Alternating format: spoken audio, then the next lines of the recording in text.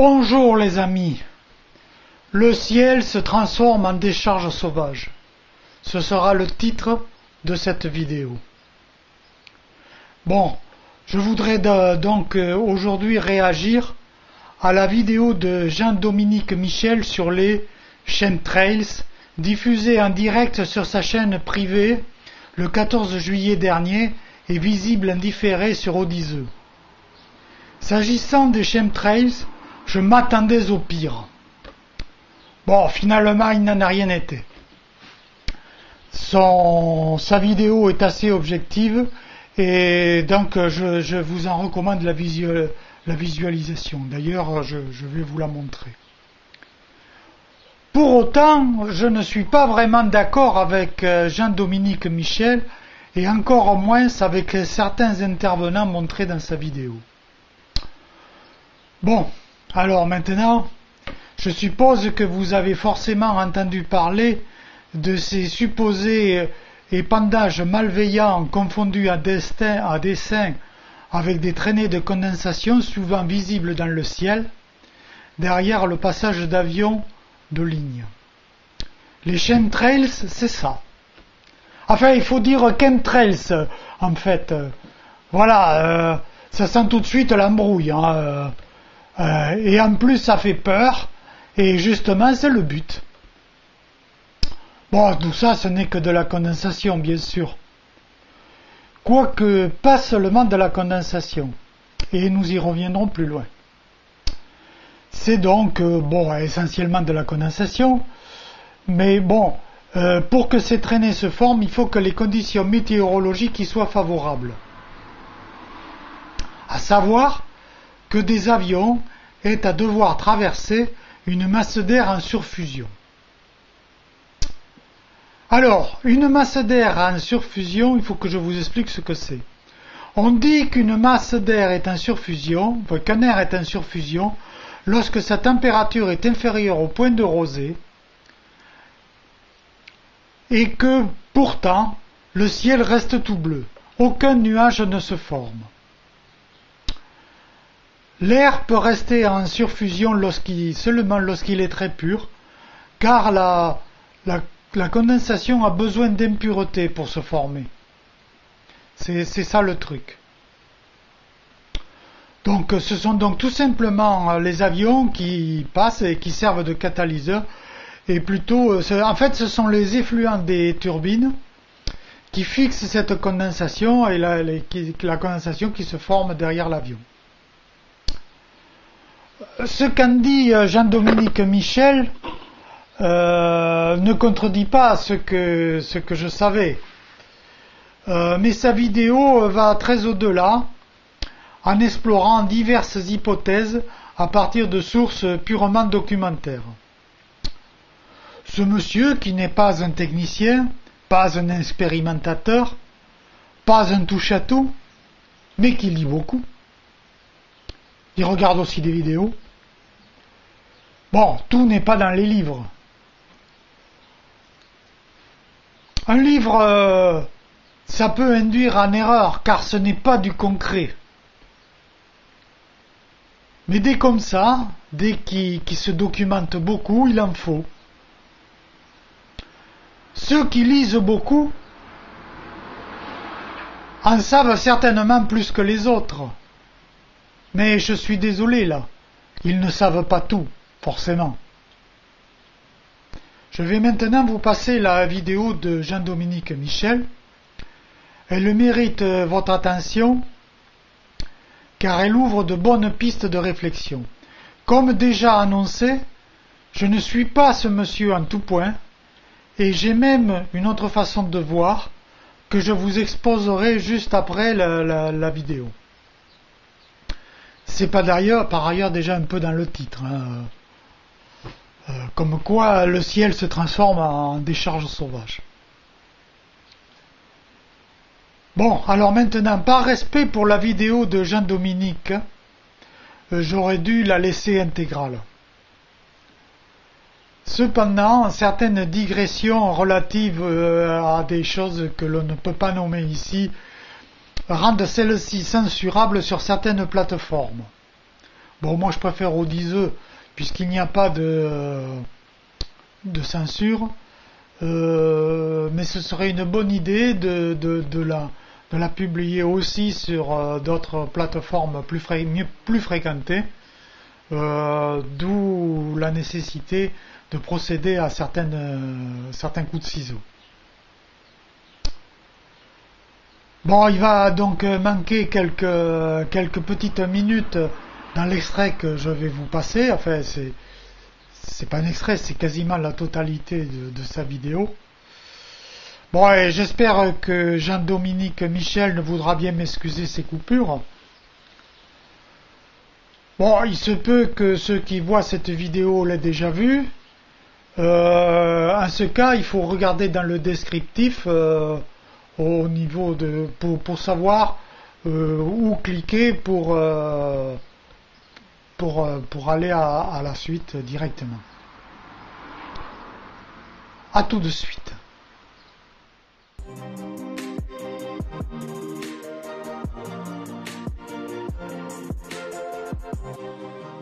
Bienvenue dans cette émission du 13 juillet 2024 de cette Web TV sur laquelle je vous propose une information franche et directe, sans concession ni tabou, accessible, nette et sourcée, en vous rappelant que grâce à mes abonnés et donateurs, je suis totalement indépendant et donc libre de mes propos.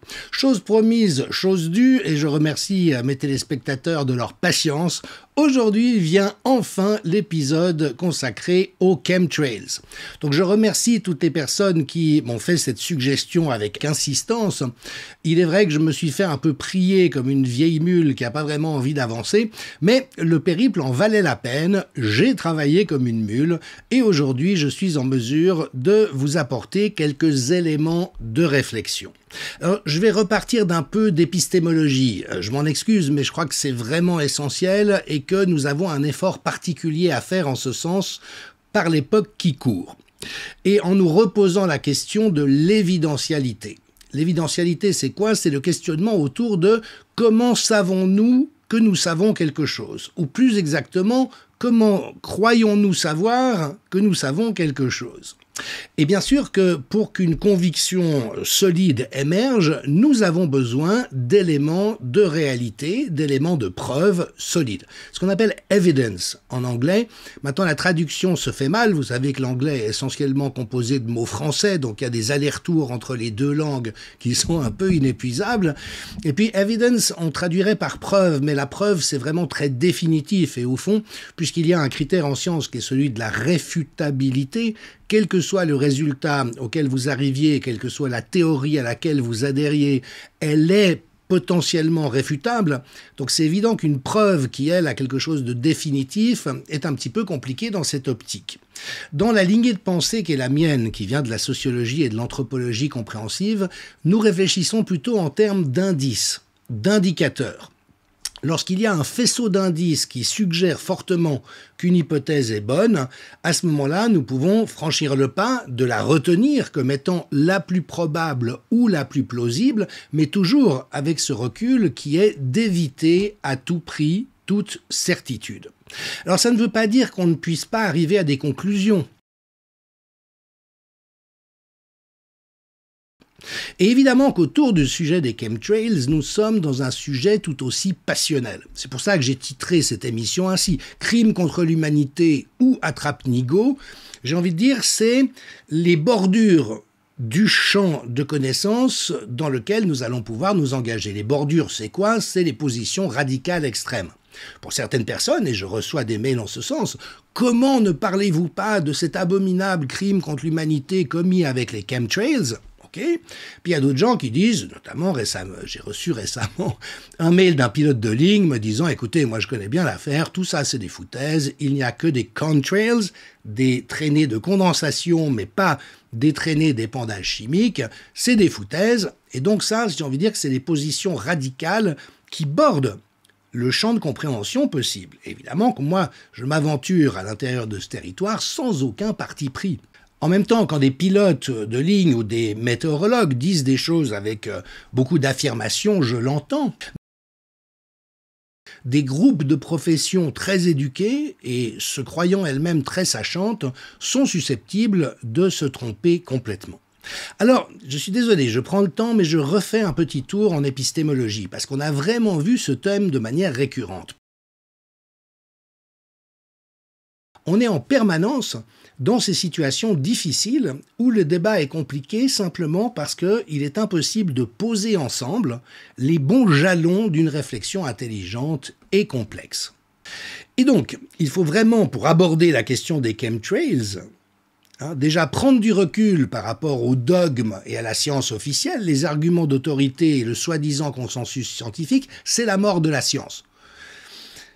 Et puis, repartir de la question de quels éléments de preuve disposons-nous, de quels indices disposons-nous, et donc c'est dans une collecte d'indices que je me suis lancé. Je remercie toutes les personnes qui m'ont donné des références, évidemment que je n'ai pas pu utiliser chacune et toutes d'entre elles, il a fallu que je réalise des choix, mais c'est ce que je vais vous présenter aujourd'hui en rappelant la nécessité d'être extrêmement rigoureux par rapport à ce que j'évoque ici. Alors, par exemple, on voit pas mal d'images, comme celle-ci, d'un avion qui laisse une magnifique traînée, probablement de condensation d'eau derrière lui, jusqu'à ce que...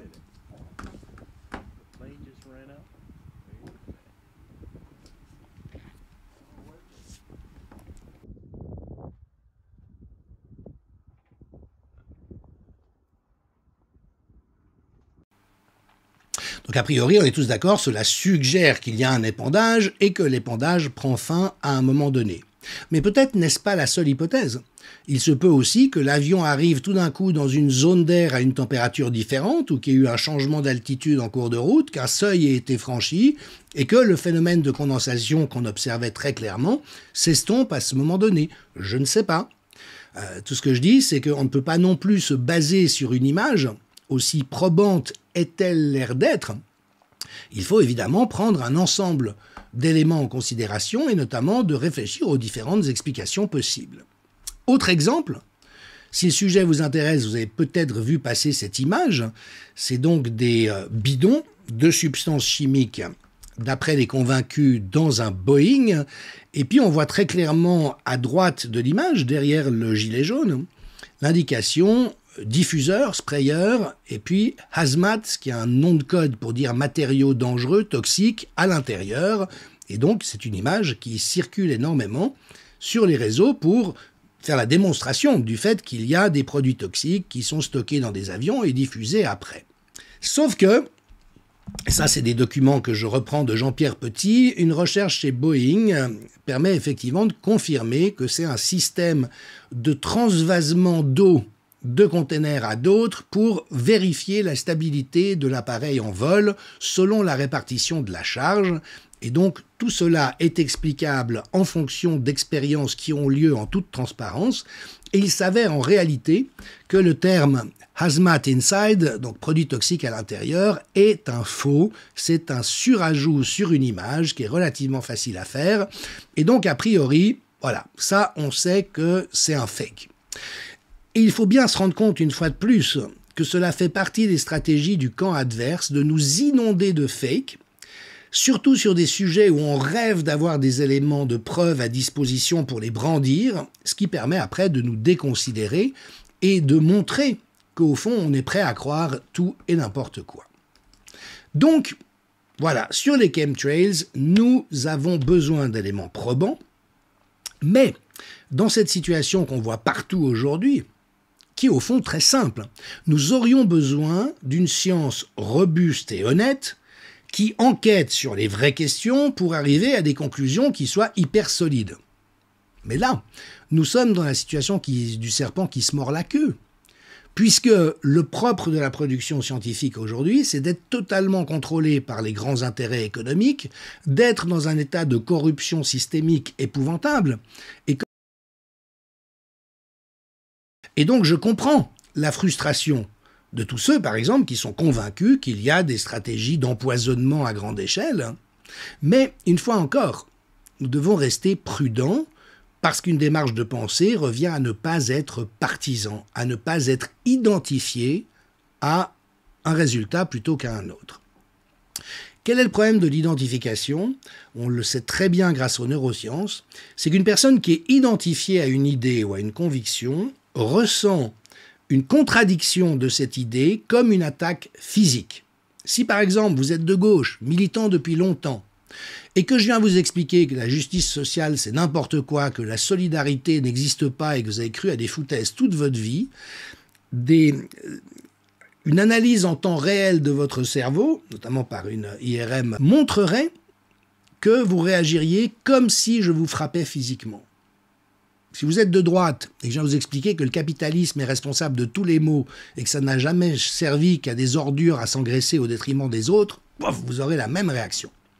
Et donc, dans une démarche de pensée, nous ne pouvons pas nous permettre cela. Les chemtrails existent-ils ou non? Neutralité. Que la conclusion soit oui ou non, je la prends avec la même équanimité. Alors, dans le sujet qui nous intéresse, je finis par y arriver, j'avais en fait une appréhension, celle d'avoir précisément un parti pris.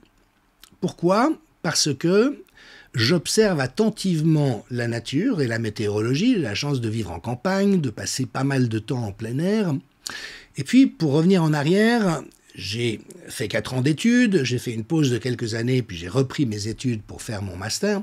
Et pendant ces quelques années de pause, 4 ans, j'étais à la montagne, en plein air, chaque jour, du mois d'octobre à début mai, en observant le ciel. Et je ne peux pas ne pas avoir constaté, en mon âme et conscience, une transformation de la manière dont le ciel est occupé par un certain nombre de formalisations en apparence nuageuses, mais qui sont de toute évidence le fruit de l'activité humaine, notamment parce qu'il y a ces quadrillages et ces rectilignes. Alors après, c'est compliqué, parce que j'ai cette observation. Évidemment, quand j'étais en montagne, on avait régulièrement ces pluies, ou plutôt ces vents qui transportent du sable du Sahara et qui font que les montagnes pouvaient devenir ocre du jour au lendemain, même au sommet des Alpes. Mais j'ai l'impression de sentir depuis un certain temps qu'il y a un côté beaucoup plus brun dans l'atmosphère, mais qui ne correspond pas à ce que je connaissais des pluies ou des transports de sable du Sahara. Donc, voilà, j'étais ennuyé parce que pour moi, le constat, c'est vraiment que le ciel n'est plus comme avant. Maintenant, quand vous embarquez dans un sujet avec cette histoire des chemtrails doit être vraie étant donné ce que j'observe, vous voyez ce que je veux dire, il faut être extrêmement précautionneux. Et Dieu merci, je suis tombé sur beaucoup de ressources de grande qualité, dont ce film de Madame Jacqueline Roche, qui est photographe professionnelle et journaliste, Vers un climat artificiel, et qui finalement m'a fourni d'emblée la réponse à ce questionnement, mais aussi la sécurité pour pouvoir avancer plus loin.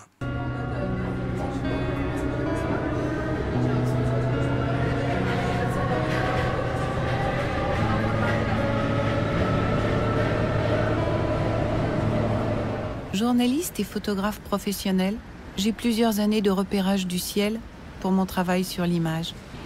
Notre ciel n'est plus jamais bleu profond. Au mieux, c'est un bleu clair, plutôt sale, et nous avons perdu beaucoup de luminosité. Au studio photo Lumière du jour, dans lequel j'ai travaillé durant 18 années, je constate que la luminosité a diminué de façon extraordinaire, -3 diaphes en quelques années. En cherchant sur la toile, je tape « obscurcissement planétaire » et je comprends rapidement qu'il y a sujet. Très vite, je découvre un reportage diffusé en 2007 par Arte Science, « Dans l'ombre du ciel » de Duncan Kopp, dont je vous ai fait un résumé. Ce documentaire explique très bien comment plusieurs scientifiques, répartis dans divers points de la planète, avec des démarches et des méthodes différentes, arrivent tous à la même conclusion. On perd de la lumière. David Travis, climatologue américain, travaille sur l'écart thermique. Jerry Stanhill, biologiste anglais, immigré en Israël, mesure l'intensité du rayonnement solaire et constate qu'en 20 ans, il y a une très forte réduction de l'ensoleillement terrestre. Beatle Lippers, climatologue allemande, fait la même constatation que Stanhill, mais sur les Alpes bavaroises. Michael Roderick et Braham Farquhar, 2 biologistes australiens, travaillent sur le taux d'évaporation de l'eau et constatent le paradoxe entre le fait que cette évaporation diminue quand la température augmente. En fait, l'évaporation de l'eau dépend d'abord de l'ensoleillement. Ils concluent, eux aussi, que la lumière diminue et arrive exactement au même résultat que les Russes qui mesurent la baisse du rayonnement solaire depuis 30 ans. Donc qu'ils soient américains, anglais, israéliens, allemands, australiens ou russes, ils arrivent tous au même résultat. Pour les scientifiques, le Soleil lui-même ne peut être en cause et le facteur déclenchant se trouve forcément sur Terre. La communauté scientifique n'était visiblement pas prête à accepter l'idée qu'il y ait un phénomène d'obscurcissement planétaire. C'est David Travis qui entreprend, au lendemain du 11 septembre 2001, de collecter les températures à travers tout le pays.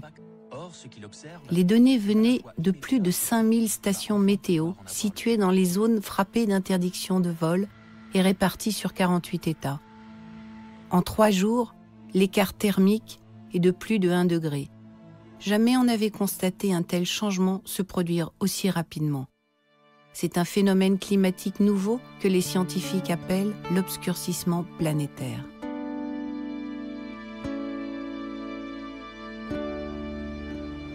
Là, je comprends que non seulement nous allons vers un obscurcissement planétaire, mais que les traînées d'avions ont bien une influence sur le climat. Nous savons que la végétation et nous-mêmes avons besoin de lumière, de photosynthèse. Mon but au départ était juste de comprendre comment un tel phénomène pouvait-il se produire sans aucun débat citoyen et sans nous alarmer. Du tout. Un état de fait, une lumière qui s'amenuise, des traînées persistantes qui grossissent, de nouvelles technologies de modification climatique, une politique mondiale sur le changement du climat. Ainsi a commencé mon questionnement. Alors voilà déjà un premier résultat. Non, cet obscurcissement visible du ciel n'est pas une vue de l'esprit, c'est objectivé par un certain nombre de recherches. Par contre, se pose immédiatement la question, à quoi cela est-il dû ? Et une réponse qui a été apportée déjà il y a un certain temps, qui avait été suggérée dans l'extrait précédent, et que cela serait en quelque sorte simplement l'effet des traînées de condensation du trafic aérien. Et dès lors qu'il y a eu une explosion du nombre de vols au cours des dernières décennies, eh bien oui, ces traînées qui subsistent dans l'atmosphère font écran et seraient susceptibles d'expliquer en elles-mêmes cette réalité de l'obscurcissement de la planète. Dès avril 2010, France 2 faisait son JT avec « Les traînées d'avions ont-elles une influence sur le climat ?» Un extrait. Il faut effectivement que ce soit les pouvoirs publics internationaux qui prennent en compte ce problème. Alors c'est rassurant, ça veut dire qu'on a tout ce qu'il faut à disposition, c'est le principe de parcimonie en science, on a une explication nécessaire et suffisante.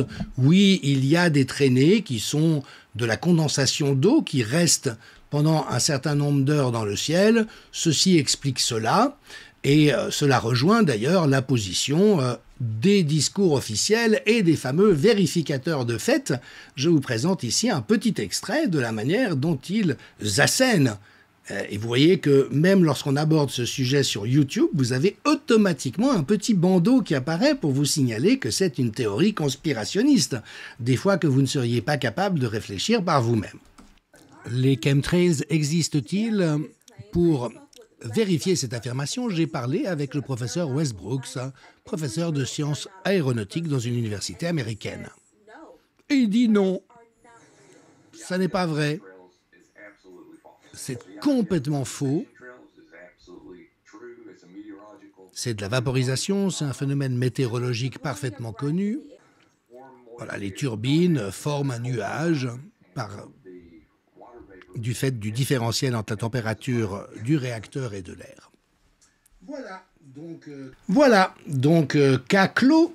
Bon, ce qu'on sait par ailleurs, c'est qu'il y a un autre phénomène qui est celui de l'ensemencement des nuages à des fins soit de prévention. Par exemple, moi qui ai grandi dans une région viticole, je sais que ça fait longtemps qu'on tire des fusées dans des nuages menaçants pour essayer d'éviter la grêle, mais on a vu récemment également toutes sortes d'expériences être tentées, notamment dans des pays désertiques, pour faire tomber la pluie, parfois de manière qui dépassait un petit peu les espérances.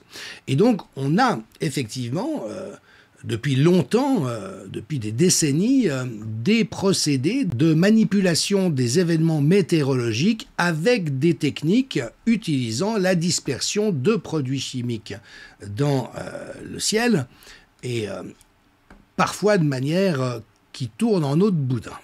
Il était lié aussi ces pluies exceptionnelles à Dubaï et à Oman, où 18 personnes ont péri. Les autoroutes sont inondées, le trafic aérien perturbé. Dans les Émirats, il est tombé en une journée l'équivalent de près de 2 ans de pluie. Chantal Monet. L'aéroport international de Dubaï, transformé en bras de mer. Un chaos rare dans cette région désertique. Un ciel lézardé et des images de déluge. Nombreuses personnes ont été prises au piège. Des routes effondrées, des centres commerciaux inondés et des écoles fermées depuis hier par mesure de sécurité. Des pluies diluviennes s'abattent depuis lundi sur 4 des 7 Émirats. Dubaï, Bahreïn, le Qatar, mais aussi Oman, où les images sont apocalyptiques. Des pluies diluviennes qui auraient été en partie provoquées. Le centre de météorologie locale confirme que 7 avions au moins ont décollé pour ensemencer les nuages et générer des précipitations artificielles. Une technique utilisée depuis 20 ans dans les Émirats arabes unis pour lutter contre la chaleur et la sécheresse. Il est tombé en 24 heures, l'équivalent de 2 ans de pluie. Et ce n'est pas terminé. Alors ce qui est intéressant, c'est qu'on nous assure que c'est à toute petite échelle.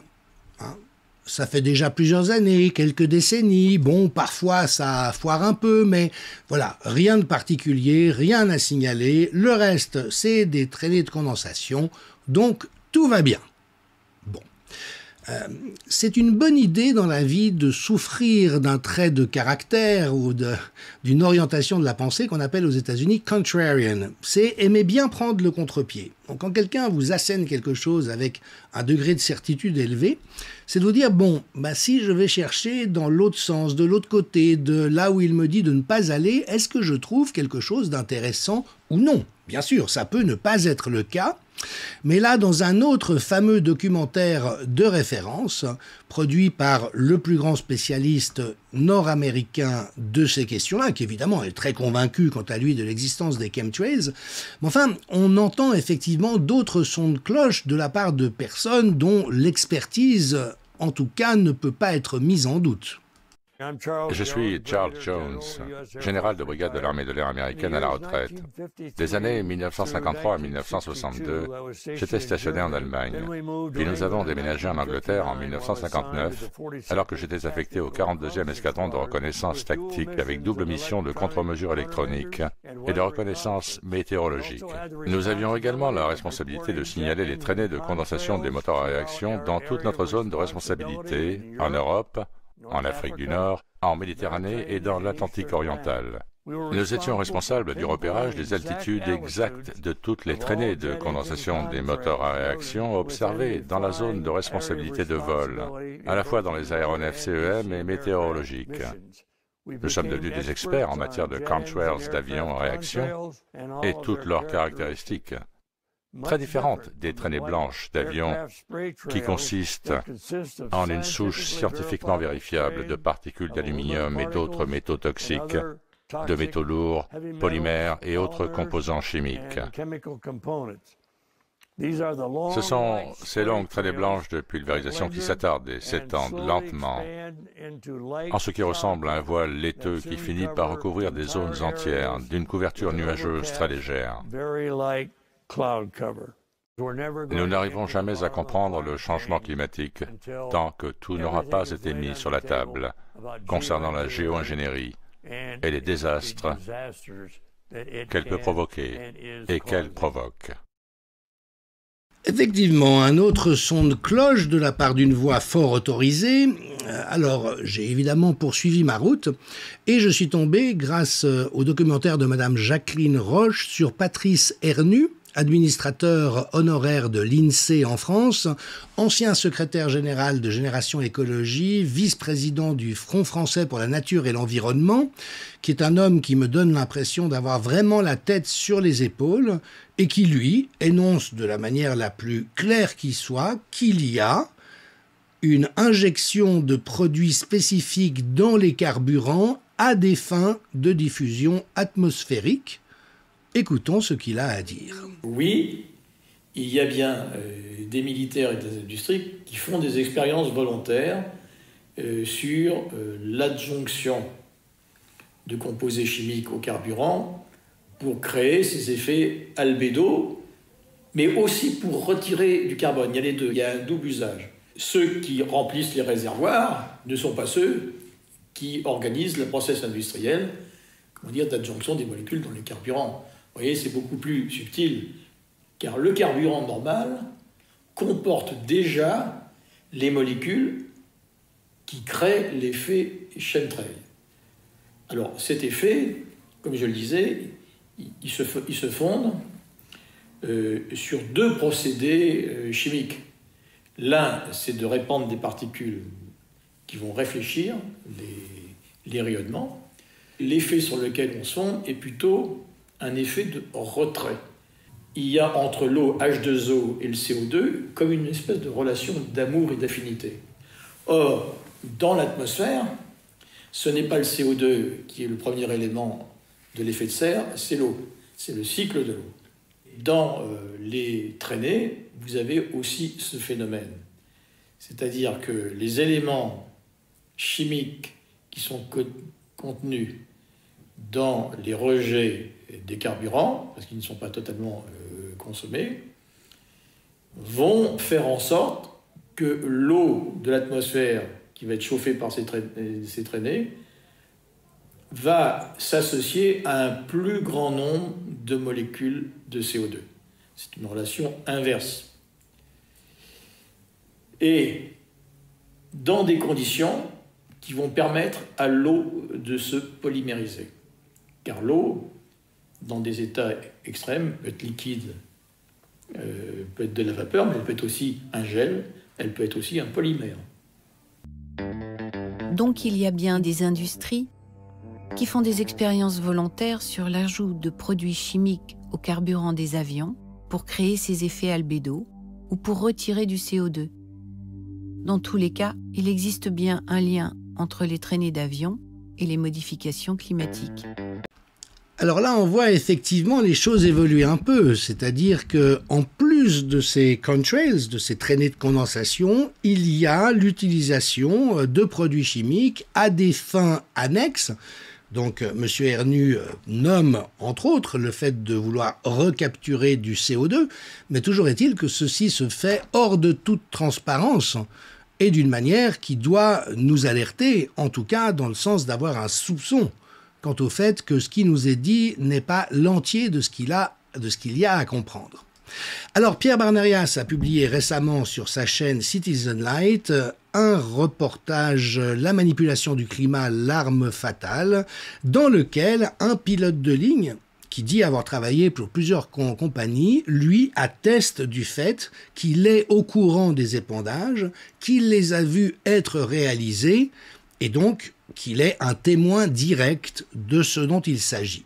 Alors de nouveau, est-ce que cela clôt le débat? Certainement pas, mais c'est encore un indice fort allant dans le sens que ce circuler, il n'y a rien à voir, et moi qui suis pilote de ligne, je peux vous assurer qu'il n'y a rien de cet ordre, doit peut-être être remis en question et qu'il s'agit de poursuivre la piste plus avant.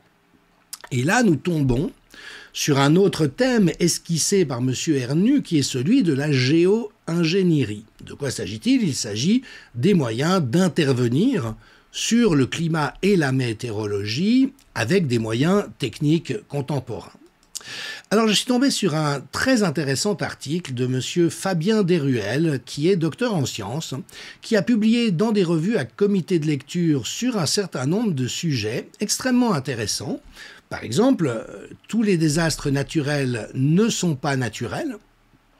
Et il y a aujourd'hui de très grosses suspicions quant au fait qu'il soit possible de déclencher des ouragans, des tempêtes, des tremblements de terre, des inondations de moyens totalement artificiels. Il a publié un livre sur les différentes sources des champs électromagnétiques. Les dangers ne sont pas limités à la santé physique.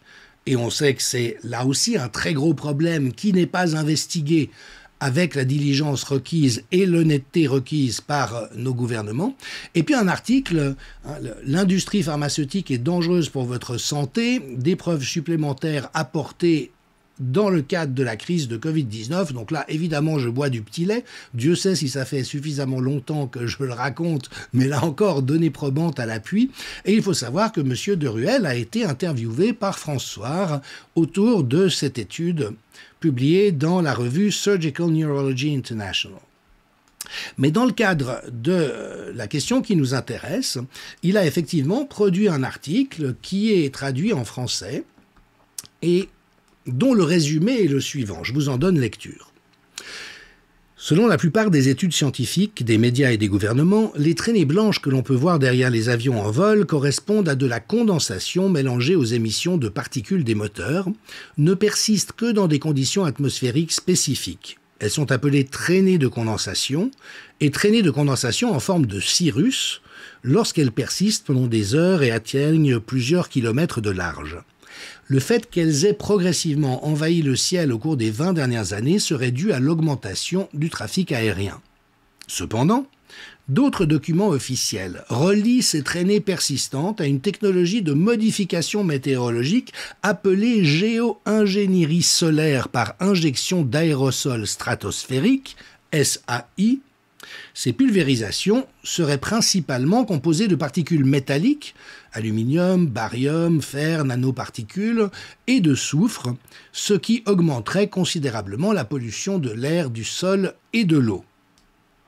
De nombreux problèmes environnementaux et sanitaires actuels correspondent à ceux décrits dans la littérature sur la géo-ingénierie solaire par SAI si cette méthode était employée.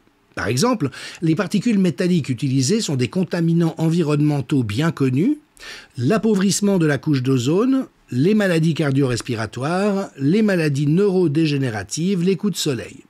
Les observations, ciel plus blanc, moins d'énergie solaire, correspondent également aux mêmes risques que ceux décrits dans les travaux sur la géo-ingénierie solaire. Les brevets montrent que cette technologie de modification météorologique est connue et maîtrisée depuis longtemps. De plus, certains articles scientifiques ainsi que des documents politiques suggèrent que la géo-ingénierie solaire par SAI est utilisée depuis de nombreuses années. La quantité d'informations officielles présentées dans cette étude, donc l'article en question, a pour but d'ouvrir de nouvelles voies d'investigation exemptes de conflits d'intérêts sur la pollution mondiale croissante des traînées persistantes des avions et leurs liens possibles avec la géo-ingénierie solaire par SAI. Alors voilà, là on ouvre un totalement autre domaine. De quoi s'agit-il, cette fameuse géo-ingénierie? Eh bien vous voyez, on en parlait également il y a plus d'une dizaine d'années. Voici un petit sujet réalisé par une chaîne publique française. France 2, du 24 février 2014. La science et l'imagination vont souvent de pair. En s'inspirant de véritables phénomènes naturels, des chercheurs ont inventé des moyens pour stopper le réchauffement climatique. C'est de la géo-ingénierie. Pour l'instant, c'est encore un futur improbable. Il y a deux catégories de techniques envisagées. La première consiste à réfléchir une partie du rayonnement solaire en interposant un écran entre la Terre et le Soleil. Donc on peut faire ça de plusieurs manières. Une première manière consisterait à injecter des particules dans la haute atmosphère de manière à réfléchir ce rayonnement solaire et à refroidir le climat à la manière de ce qui se passe lorsqu'il y a une grosse éruption volcanique. Une deuxième manière consisterait à injecter cette fois-ci des particules de sel marin dans la basse atmosphère de manière à rendre les nuages plus réfléchissants et à nouveau à refroidir la planète. Un deuxième problème, c'est que toutes ces particules ne restent pas dans l'atmosphère, elles retombent très rapidement et donc il faut les injecter en permanence. Et si un jour, pour une raison ou une autre, eh bien on arrête d'injecter ces particules, alors même qu'on a continué à émettre des gaz à effet de serre, eh bien on a un phénomène de rattrapage climatique très rapide où la planète va donc se réchauffer en une décennie de manière très importante. Là, ça a le mérite d'être clair. On comprend ce qu'est la géo-ingénierie et on comprend aussi comment elle nous est expliquée simplement pour notre avenir. Et donc effectivement, on dispose de tous les différents brevets, par exemple, de systèmes de diffusion aérienne, mais également des relevés de traînées chimiques riches dans les métaux notamment impliqués sous forme de nanoparticules avec une forte prédominance de l'aluminium. L'armée utilise déjà, souligne M. Desruelles, utilise déjà la pulvérisation atmosphérique de barium pour améliorer et réfracter les communications par radar et par signaux radio, nous y reviendrons plus loin.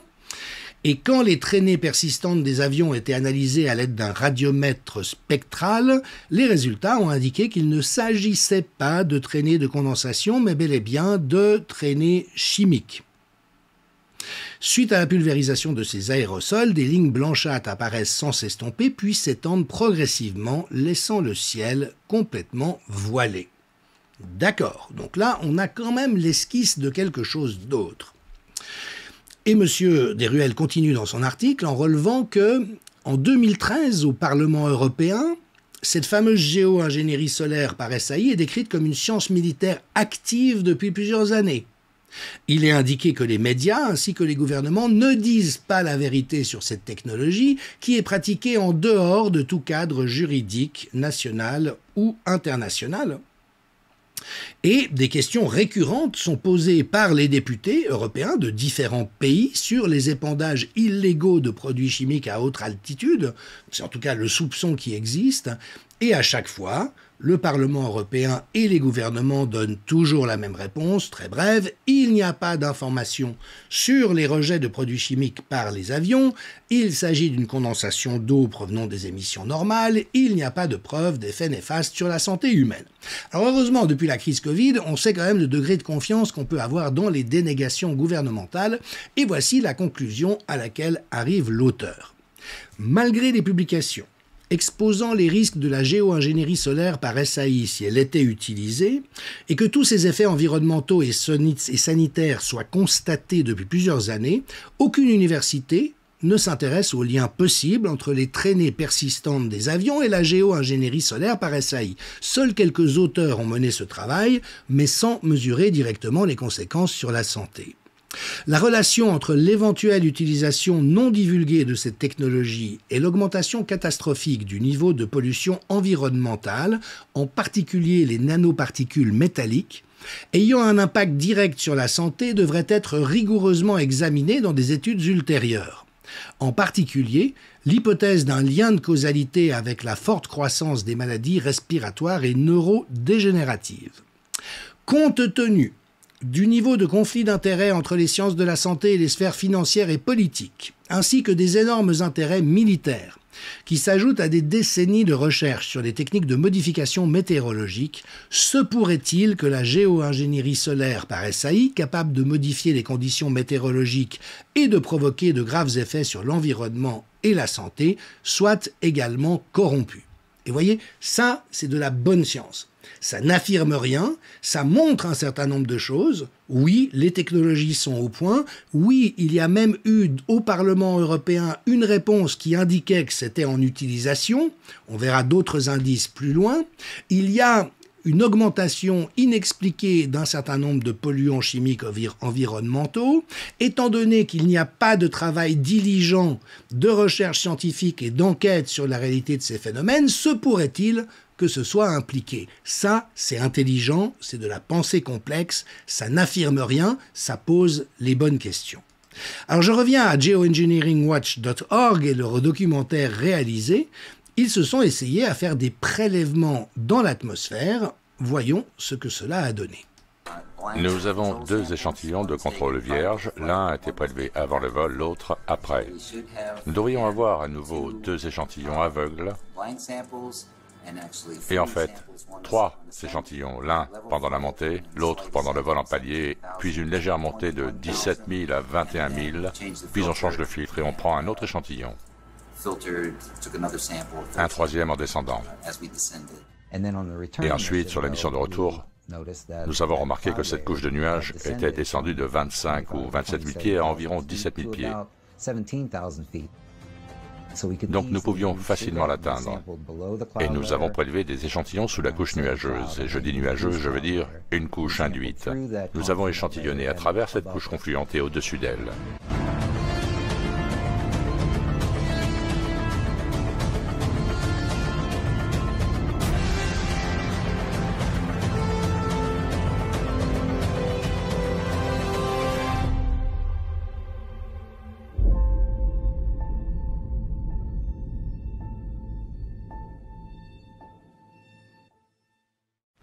Le principe de base de l'ingénierie climatique consiste à saturer l'atmosphère de substances conductrices d'électricité, des particules de diffusion de la lumière et des polymères comme l'aluminium, le barium, le strontium et le manganèse. Ces particules sont ensuite manipulées par des transmissions de radiofréquences micro-ondes extraordinairement puissantes, qui peuvent chauffer les couches supérieures de l'atmosphère comme l'ionosphère, et qui sont utilisées pour créer des zones de pression qui orientent les courants de vent de niveau supérieur, ce qui impacte ensuite les systèmes météorologiques. Ces particules, lorsqu'elles sont manipulées avec ces fréquences, peuvent littéralement déplacer des masses d'air. C'est une partie intégrante de l'ingénierie climatique qui n'est pas connue ou reconnue par beaucoup de personnes. Les transmissions par radiofréquences en micro-ondes sont extraordinairement puissantes et dangereuses. Les champs électromagnétiques sont des sources d'énergie et elles vont interagir avec l'humidité de l'air ou celle de notre corps ou quoi que ce soit de ce genre. Et il n'est donc pas du tout surprenant de trouver un certain mouvement en relation avec l'exposition de la météo aux champs électromagnétiques. Quand vous avez des choses comme HAARP qui peut envoyer des ondes électromagnétiques dans la colonne d'air, si vous envoyez des fréquences plus basses, vous pouvez calmer et refroidir, ou vous pouvez exciter et réchauffer. Donc, il y a un contrôle complet de la température dans l'environnement. D'autres analyses de prélèvements suspects ont été présentées dans le film Chemtrails, alerte rouge, colère noire, et là encore, avec des résultats qui ont l'air tout à fait évidents. Vous voyez, analyse de janvier 2017, on voit effectivement des taux de métaux lourds prélevés sur la végétation dans un domaine agricole tout à fait alarmant.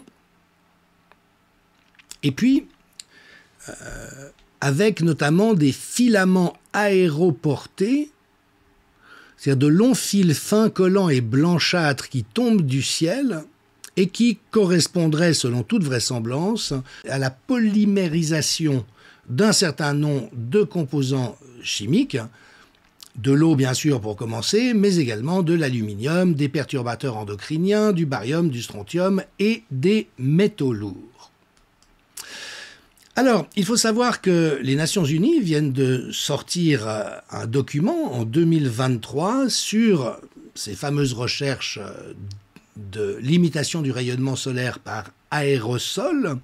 La journaliste Efrat Fenixon, journaliste israélienne tout à fait remarquable, a publié un article lui aussi très bien fait, intitulé « Chemtrails, aérosolisation contre les rayons solaires, géo-ingénierie, sommes-nous dans la conspiration ou la réalité ?» Et elle relève à juste titre que dans ce rapport officiel de l'ONU figurent les extraits de textes suivants. C'est donc la directrice du Comité des Nations Unies sur le climat qui écrit ceci dans l'introduction. Il y a un ensemble de technologies complexes, controversées et peu étudiées. Cependant, certains scientifiques et entreprises accélèrent son déploiement. Des recherches et des expériences empiriques sont en cours et des technologies et des programmes sont discutés au plus haut niveau sans que l'on en comprenne toutes les implications. Cela est contraire au principe de précaution qui doit être appliqué dans le cadre d'une technologie qui modifiera l'atmosphère. Donc, je resitue, on est dans le cadre d'un rapport officiel de l'ONU, et que nous dit la directrice du Comité des Nations Unies sur le climat, c'est qu'il y a des expériences en cours qui échappent à tout contrôle, qui présentent des risques évidents, et qu'il n'y a pas de maîtrise de ce qui est en cours. Alors, Madame Fenixon met le doigt sur quelque chose d'important. Les programmes déployés dans le monde entier sont définis dans le rapport comme expérimentaux. Mais les auteurs avertissent que ces expériences peuvent facilement devenir des déploiements opérationnels de routine, entraînant des risques géopolitiques au-delà de ceux mentionnés. Et bien que le rapport de l'ONU ne mentionne explicitement que 3 pays, les États-Unis, l'Australie et la Suède, dans lesquels les programmes expérimentaux sont menés, les diagrammes et les contenus qu'il contient se réfèrent à toutes les régions de la planète. Les raisons de la dissimulation de l'utilisation de ces technologies, que ce soit à titre expérimental ou en routine, apparaissent clairement à la fin de la lecture du rapport. Pourquoi un pays voudrait-il révéler des plans qui présentent autant de risques, de dommages potentiels et d'atteintes aux systèmes écologiques, sociaux, sanitaires et géopolitiques, ce qui ne manquera pas de susciter des oppositions à l'intérieur et à l'extérieur des frontières. Est-il possible d'être plus explicite que ça dans la discrépance entre ce dont on informe la population, et je rappelle ces bandeaux qui apparaissent systématiquement citant Wikipédia, qui est quand même de l'avis d'un de ses fondateurs qui s'est retiré assez rapidement une tête de pont de la CIA et de l'OTAN pour désinformer la population, qui dit « il n'y a rien », toutes les théories à ce sujet sont des théories du complot, et ce que reconnaissent même les rapports des Nations Unies à ce sujet. Sachant que cela ne date pas d'hier, voilà une autre pépite retrouvée par Madame Jacqueline Roche et qu'elle a insérée dans son film documentaire. Mentionner. On ne peut que s'interroger sur l'existence des méthodes de modification du climat lorsque l'on parcourt le rapport Modification du climat, les programmes, les problèmes, la politique et les potentiels. Établi en mai 1978 par le Comité sur le commerce et la science du Sénat des États-Unis. Dès 1978, tout y est. Des tests non scientifiques mais bien existants. Des sommes extraordinaires allouées par des sponsors privés et publics qui explorent, tels des apprentis sorciers, l'ensemencement des nuages, testant ainsi la nature et singeant sa propension à émettre pluie, grêle ou neige sur le continent américain. Mais pas seulement. Voilà bien des méthodes clandestines, puisque cachées du public. En outre, on apprend dans ce rapport officiel que depuis plus de 30 ans, le pouvoir exécutif et législatif du gouvernement fédéral américain ont bien été impliqués dans un grand nombre de projets sur la politique de modification du climat. Impliqués, donc consultés, donc au courant des méthodes industrielles de modification du climat. Pour preuve, en 1975, 1976, 1977, il y a eu respectivement 58, 61 et 88 projets sur la modification du climat. Des projets financés par des fonds privés et surtout par des compagnies aériennes. Pourtant, cette problématique du climat n'est toujours pas aujourd'hui ni officielle ni exposée dans un débat public, alors que les apprentis sorciers continue en toute inconscience de tester Dame Nature. Et donc voilà, à quelle conclusion arrive-t-on ? Ça fait longtemps que des expérimentations sont en cours, qu'elles se sont probablement généralisées. L'étape dans laquelle on semble être engagé, c'est celle de faire gober à la population la nécessité incontournable, bien sûr, de passer par là. Donc vous voyez, le World Economic Forum, qui se soucie tellement de notre bien, se pose la question, est-ce que la géo-ingénierie solaire serait la réponse au réchauffement global? Bien sûr, George Soros, grand philanthrope et bienfaiteur de l'humanité, soutient aussi les efforts de géo-ingénierie climatique. Et puis Forbes, quand même pour la forme, se demande si jamais quelque chose pourrait mal tourner, comme on l'a vu à Dubaï ou autrement. Et puis vous voyez que sur CNBC, on commence à exposer cette idée que Bill Gates, alors lui c'est le philanthrope en chef, celui qui veut notre bien sous tout rapport malgré les noirs plans qu'il ourdit et qui sont juste tous plus effrayants les uns que les autres, et il est en train de dire « nous n'aurons pas d'autre choix que de passer par là ». Alors une association en France, l'Association citoyenne pour le suivi, l'étude et l'information sur les programmes d'intervention climatique et atmosphérique, a lancé une pétition demandant la création d'une commission d'enquête parlementaire avec des observations sur lesquelles il convient de s'arrêter encore quelques instants. Les observateurs de cette association ont noté qu'il y avait des jours où la circulation aérienne était anormalement intense, mais que s'ils cherchaient à identifier les aéronefs à l'aide de l'application en ligne Flight Radar qui notifie en temps réel les avions équipés d'un transpondeur actif, donc tous les avions civils notamment, nous constatons, disent-ils, qu'une grande majorité d'entre eux ne sont pas reconnus par l'application. Nous en déduisons que ces avions n'activent pas leur transpondeur et qu'ils ne sont donc pas civils. Sont-ils militaires, clandestins ? Il y en a de toutes sortes, c'est ce qui ressort de l'observation aux jumelles. Quels sont donc ces avions non identifiés que nous voyons se suivre à la queue leu-leu sur la même trajectoire ou en escadrille, dessinant des courbes en dessous des couloirs civils en laissant des traînées persistantes? Alors pourquoi la question est-elle si importante? C'est précisément parce que tout dépend de l'altitude. Au-delà de 8000 mètres, on peut partir du principe que la condensation naturelle produite par les réacteurs laisse des traînées potentiellement durables. Si c'est en dessous de cette altitude, alors il ne peut s'agir que de diffusion d'aérosols. Or, l'altitude minimale de croisière des avions civils a été relevée à 8000 mètres en l'an 2000 pour des raisons de moindre consommation de carburant. Et donc, ce que cela veut dire, c'est que tous les aéronefs qui circulent en dessous de 8000 mètres en laissant des traînées, ça ne peut être que de la diffusion d'aérosols.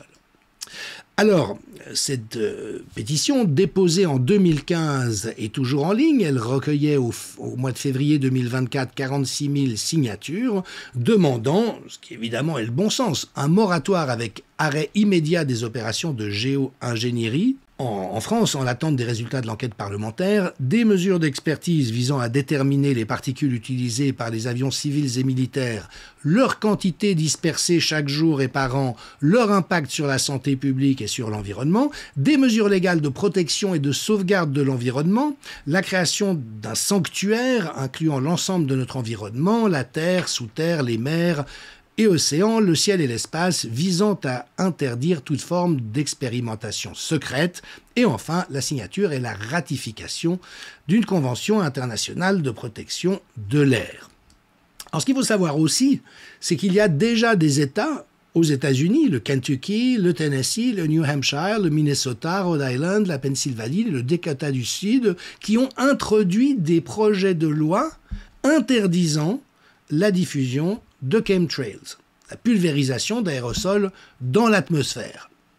Donc, si on imagine que c'est uniquement à titre préventif par rapport à un danger qui pourrait exister un jour, je crois qu'on se trompe, qu'on se fourvoie quelque peu de perspective, parce qu'évidemment que l'argument massu va être amené par rapport au soi-disant réchauffement climatique. Voici encore un extrait de Climat artificiel.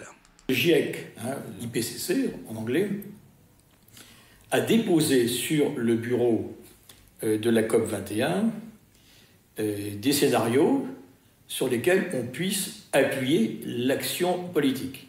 Ils en ont déposé 116 exactement.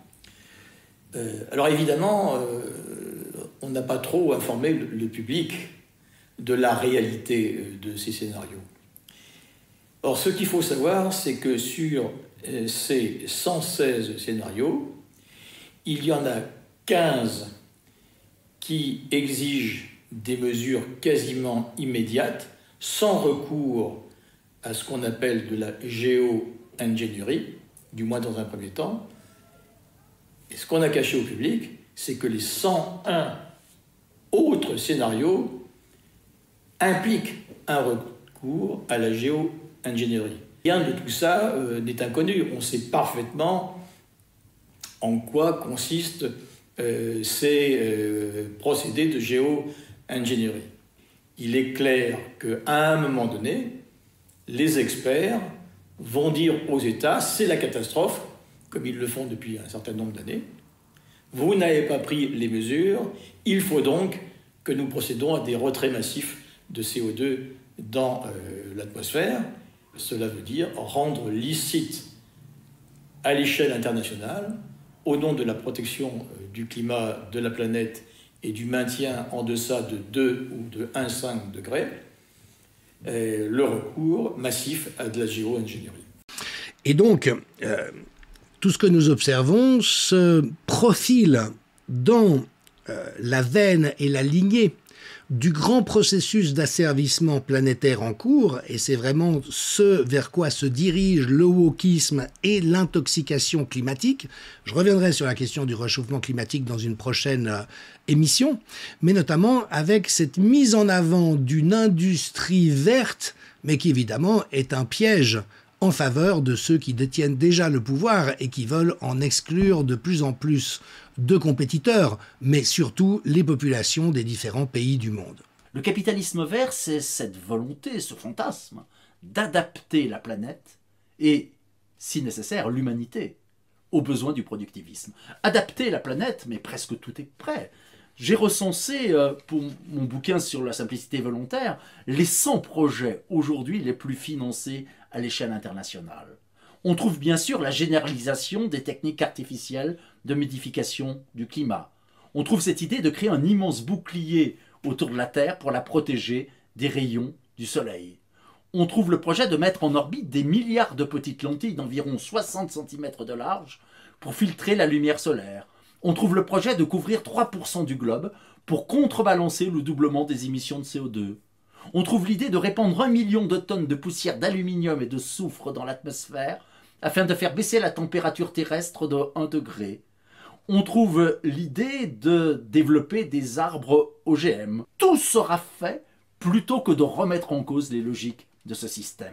Et là, on est au cœur de la logique perverse que nous voyons hélas se déployer sous nos yeux depuis des décennies, mais plus encore récemment, où on va instrumentaliser des causes nobles et essentielles pour les pervertir et les mettre au service du totalitarisme, du globalo-fascisme et de son projet totalement délirant pour l'humanité.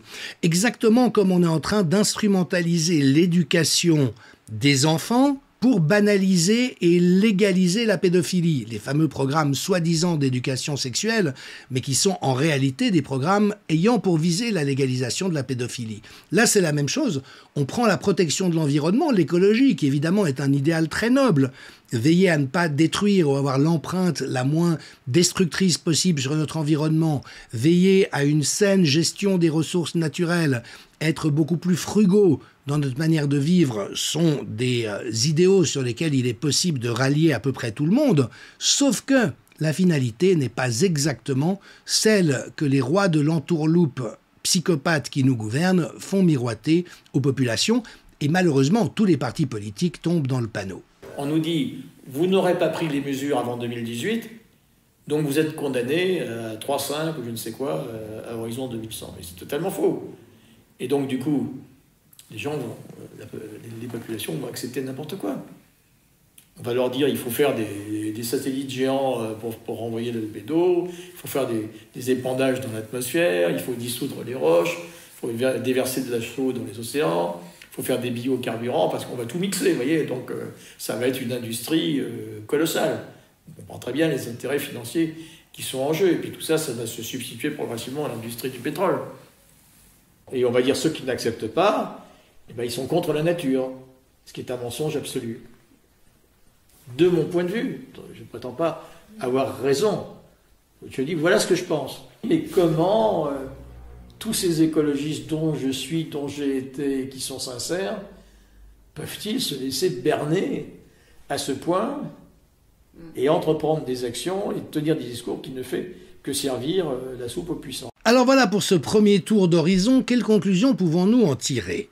La première, c'est qu'il y a évidemment un énorme lézard, je reprends une fois de plus cette expression, c'est-à-dire que non, les verbalisations pieuses qui nous sont données, comme quoi, à part l'ensemencement de nuages pour faire pleuvoir dans le désert, éventuellement un peu trop fort par moment, et des traînées de condensation parfaitement naturelles ne contenant que de la vapeur d'eau et des résidus de kérosène, est totalement insuffisant à décrire la réalité des processus en cours, mais également de ce qu'on est capable d'observer. Oui, il y a de la diffusion d'autres choses dans l'environnement, d'une nature et d'une ampleur qu'il est impossible d'évaluer tant que des études sérieuses, honnêtes et rigoureuses ne seront pas produites.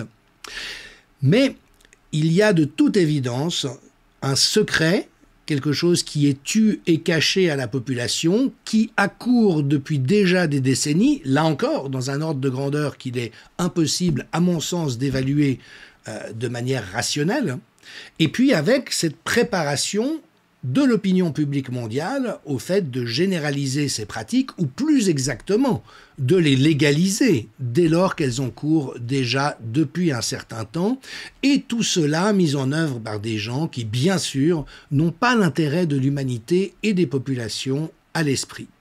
Alors, on nous dit parfois comme objection, oui, mais quel serait l'intérêt même de gens très méchants, très pervertis, très psychopathes, d'empoisonner l'atmosphère, étant donné qu'ils respirent le même air que nous ? Et là, bien sûr, il y a des questions subsidiaires à aller creuser, sachant que ce travail de vaporisation d'un ensemble de produits chimiques à différentes hauteurs de l'atmosphère ou de la ionosphère, eh bien, recoupe également des intérêts militaires. Et je passe la parole, pour terminer cette longue émission, à Jean-Pierre Petit. Je ne sais pas d'où provient la vidéo originale, mais je l'ai repuisée sur le média en 4K2, que je vous recommande chaleureusement étant donné la qualité des informations qui circulent. Et donc Jean-Pierre Petit, qui est ce génial physicien français, dont les travaux ont permis aux Russes d'accéder à l'arme hypersonique, là où les militaires et les scientifiques français sont restés à la cueillette des champignons dans l'Ardèche, sans du tout mesurer l'importance de ces travaux, qui vient de proposer un nouveau modèle cosmologique absolument révolutionnaire et génial, eh bien parle de manière très détaillée des manipulations artificielles du climat. Et donc, nous allons terminer cette émission avec 2 extraits de cet entretien. Il y a des précédents historiques. Je crois que le truc le plus important, ce sont les manipulations du climat qui ont été faites au Vietnam pour jouer sur la date d'avancement de la mousson. Ça, c'est un truc, c'est factuel, il n'y a pas de problème, quoi. Un article du New York Times dévoile l'intervention des faiseurs de pluie au Vietnam.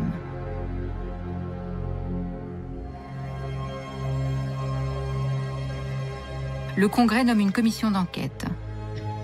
Le Sénat découvre que l'opération Popeye a été programmée depuis la Thaïlande, sur le Laos, le Vietnam et le Cambodge, parrainée par le secrétaire d'État Henry Kissinger et la CIA sans aucun ordre de mission officiel.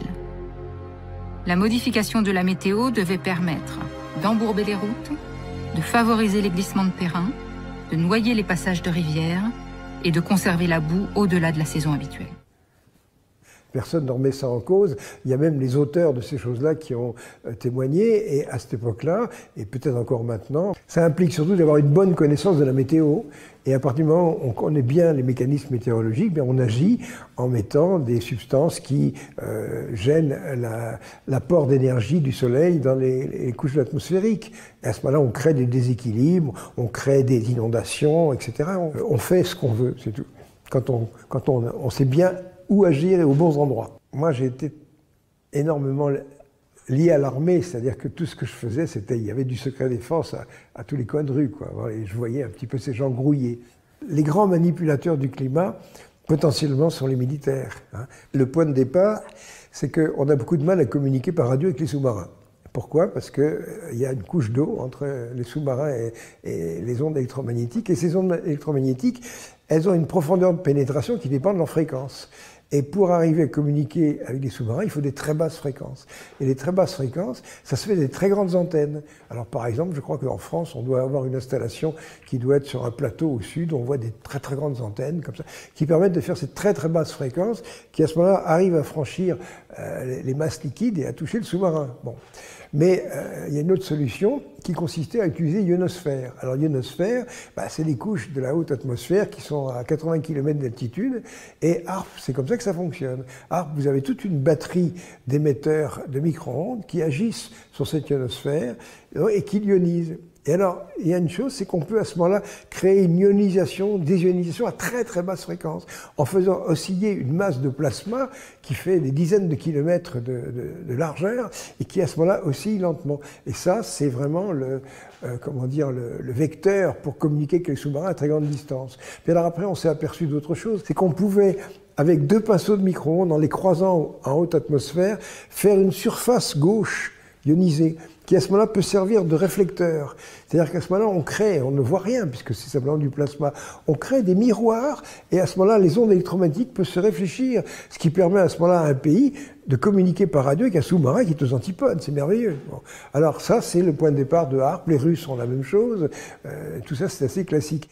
HARP est décrit comme un outil d'énergie, propulsant des clusters d'électrons vers la haute atmosphère.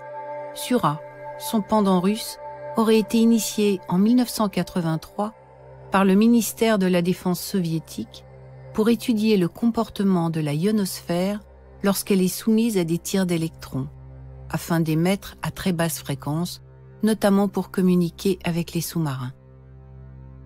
Tout comme HARP, Sura est un champ immense d'antennes tournées vers le ciel, un envoi massif d'ondes courtes, expérimentation qui, au demeurant, augmenterait le phénomène des aurores boréales. Ne semblant pas sans risque, cette modification du comportement de la ionosphère serait comme une porte ouverte vers des dérèglements climatiques de tout ordre. D'ailleurs, presque tous les continents ont développé des plateformes expérimentales similaires. En Europe, l'AISCA, située en Finlande près d'Andersal, regroupe la France, l'Allemagne, le Royaume-Uni, la Finlande, la Norvège et la Suède. Il y a également une plateforme à Murada, au-dessus d'Osaka, au Japon. Ces multiples centres de tir de high energy donnent à penser que la possibilité d'influencer le climat n'est pas un leurre. Alors après, est-ce qu'on peut faire autre chose avec HARP? Mais en fait, justement, en agissant avec ces micro-ondes, on peut créer des fenêtres dans la haute atmosphère. Et c'est là que la clé, disons, l'arme météorologique, ça consiste, dans une région du globe, à créer une région chaude et une région froide. À un endroit, vous allez mettre un écran en dispersant des particules qui fait que la chaleur du soleil arrive moins, donc vous allez baisser en température. Et de l'autre côté, au contraire, avec des micro-ondes, vous allez au contraire faire un trou dans la haute atmosphère. Et ce genre de choses-là, ce sont des armes qui vont mettre plusieurs jours à démarrer. C'est-à-dire que si on fait une chose comme ça ne va pas être instantané, on n'appuie pas sur la détente, on dit boum, il va se passer ceci. Non, mais simplement, en injectant de l'énergie, pas tellement d'un côté et en occultant de l'autre, ben on arrive à fabriquer ces différences de pression, de différences de température, puis à ce moment, il y a un règlement de compte terrible. À ce moment-là, on fait ces fameuses tempêtes, tout d'un coup, où il y a des vents à 200 km/h, on ne sait pas d'où ça sort. Et ça, on est capable de faire ça. Et ça, c'est expérimenté, mais à mon avis, c'est une certitude. Les nanoparticules, par définition, elles sont toutes petites. Alors c'est intéressant parce que quand on disperse des particules dans la haute atmosphère, elles tombent. Alors elles ne tombent pas vite. Disons que ces particules-là, elles vont tomber à quelques centimètres par seconde. Tandis que si c'est des nanoparticules, la vitesse de chute devient inappréciable. On arrive à quelque chose de beaucoup plus permanent. Alors déjà, le fait que les particules soient toutes petites, c'est intéressant. Bon, ces particules, elles peuvent aussi être des récepteurs pour ces micro-ondes. Donc on peut coupler cette histoire HARP plus ces nanoparticules. Après, le fait que elles vont se mélanger à notre nourriture, enfin bon, il y aura des effets. Ce sont des retombées, c'est ce qu'on appellerait les effets collatéraux, quoi. Oui. Il y a une chose, par exemple, c'est que mettre des substances dans la haute atmosphère, c'est aussi une façon de permettre d'avoir des réceptions radio au-delà de l'horizon. Vous savez, quand on a des récepteurs radio ou radars, tout ça, c'est limité par la courbure de la Terre. Bon, tout d'un coup, si des gens disent, vous savez, si je mets des substances à tel endroit, on va gagner 500 km. Faisons-le. Oui, mais ces substances, ça va faire des problèmes de santé. Alors là, on s'en fout. Les expérimentations nucléaires qu'on a fait à Mururoa, c'est épouvantable ce qu'on a fait. On a foutu la Polynésie en l'air, on a créé des cancers. Un jour, il y a eu une explosion à Mururoa, et vraiment les vents dominants ont emmené le nuage sur des îles au sud-ouest qui ont été très touchées. Eh bien, les médecins sont allés mettre leur compteur GGR sur les salades, et ça crépitait de tous les côtés. On n'a rien dit aux populations. Il ne faut pas créer la panique. Vous voyez, on n'a rien dit. Alors il y a des bouquins là-dessus, c'est documenté. Non, mais je veux dire, moi je trouve ça choquant, c'est ce cynisme de la technologie militaire, c'est pas possible. Quand est-ce qu'on va avoir des armes à micro-ondes pour contrôler les foules, crowd control, contrôler les foules? Alors les armes sismiques, ça c'est un sujet extrêmement intéressant.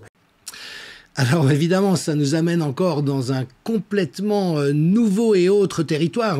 Mais merci à Jean-Pierre Petit de nous rappeler l'essentiel. Il en va comme avec les nanotechnologies injectables dans le corps et les couplages possibles avec des systèmes ondulatoires. C'est que évidemment qu'il travaille sur ces projets-là depuis très longtemps. Évidemment qu'ils sont beaucoup plus avancés que nous en avons la moindre idée. Et donc que la situation est aussi préoccupante qu'il est possible, parce que, là encore, quiconque croirait que ce que disent les journaux et la classe politique au sujet de ces thèmes que nous abordons correspond à la réalité de où ça en est aujourd'hui et que c'est présenté de manière transparente et claire, vraiment a une capacité de se mettre le doigt dans l'œil jusqu'au coude, voire jusqu'à l'épaule, qui laisserait quelque peu pantois. Donc, ça n'est pas rassurant, mais je crois vraiment que l'époque n'est pas rassurante. Et rappelons une fois de plus que toutes les technologies, depuis la nuit des temps, ont un potentiel de bienfait énorme pour l'espèce, pour autant que ceux qui les détiennent et les mettent en œuvre n'aient pas de mauvaises intentions vis-à-vis de l'entier de l'humanité. Donc, une fois de plus, c'est à cet endroit précis que la question se joue. Et puis, puisque nous sommes en compagnie de Jean-Pierre Petit, écoutons-le encore un peu davantage pour envisager les autres applications possibles de ces technologies telles qu'elles sont d'ores et déjà maîtrisées par les militaires. Et Dieu sait si les militaires de l'OTAN et de nos pays occidentaux sont parmi les pires, ou en tout cas ceux les plus à redouter, étant donné que tout leur projet, tout leur calendrier est d'entretenir des théâtres de guerre. C'est la seule manière pour éviter que l'Empire américain ne s'effondre.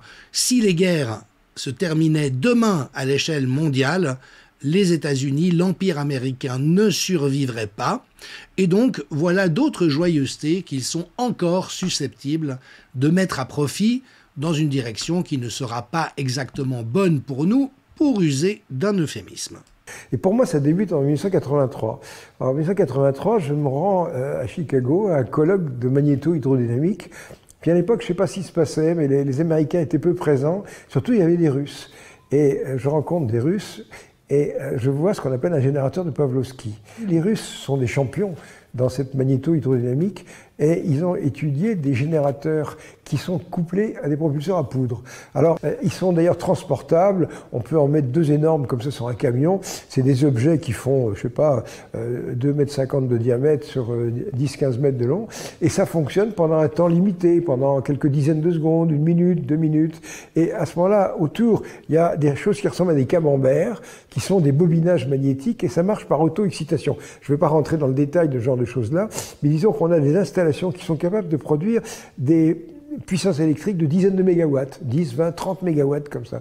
Et avec ces 30 mégawatts, on peut faire des tas de choses très intéressantes. Alors par exemple, comment fonctionne une arme sismique? C'est les Russes qui ont développé ça. Ils ont ces espèces d'énormes camions avec des roues gigantesques qui permettent d'aller dans des terrains tout à fait accidentés. Puis à ce moment-là, à côté, il y a des rigs sur le camion, des rigs d'une dizaine de mètres. Pourquoi? Pour faire un trou dans le sol. Pas pour aller mettre des tubes pour prélever de l'eau ou un truc comme ça, non, pour mettre des tiges simplement. Ces tiges, c'est des électrodes. Et ces électrodes, on va en mettre à un endroit, puis à un autre endroit. Et en dessous, il y a une nappe phréatique, une rivière souterraine, simplement si c'est humide. Et à ce moment-là, avec le générateur, on fait passer des milliers d'ampères dans ces tiges, et dans la nappe phréatique, on va créer une ébullition, on va créer de la vapeur. Et vous imaginez, il y a un vérin extraordinaire. Donc imaginez une couche comme ça, où à 150 mètres, 200 mètres, peu importe de profondeur, il y a une nappe phréatique, on va faire effort sur ce truc-là. On va créer même des mouvements qui sont très faibles, mais si on est dans une zone où il y a une tension, vous savez, les tremblements de terre, ça existe, comme par exemple dans la faille de Sant'Andrea, vous avez une faille et vous avez 2 couches de roches qui demandent qu'à glisser, et tac! Et alors à ce moment-là, le mécanisme, ça évoque le revolver. Le revolver, vous avez une énergie très faible pour appuyer sur une détente. Et là, c'est pareil. On développe des mégawatts, bon, mais c'est rien du tout à côté de ce qu'on va déclencher. Donc, on peut déclencher un séisme. Alors ça c'est fantastique parce que quand vous déclenchez un séisme, si c'est une faille, éventuellement les dégâts vont se faire à 300 km. Parce que ça se propage, vous voyez. J'ai été au courant de ce genre de choses-là dès les années 80. Après, ça commence un petit peu à venir. Mais quand on parle de ça, on est conspirationniste. Comment est-ce possible que des scientifiques, que la technique peut utiliser faire ça? Mais c'est exact. L'armée, c'est son métier de tuer les gens. Et en plus, si on lui propose de le faire en toute discrétion, c'est extraordinaire. Voilà. Alors des armes bactériologiques, des armes météorologiques, des armes sismiques, il y a toute la panoplie, quoi. Et les armes cancérigènes. Alors, est-ce qu'on peut faire des choses comme ça? C'est la même chose que de créer des épidémies.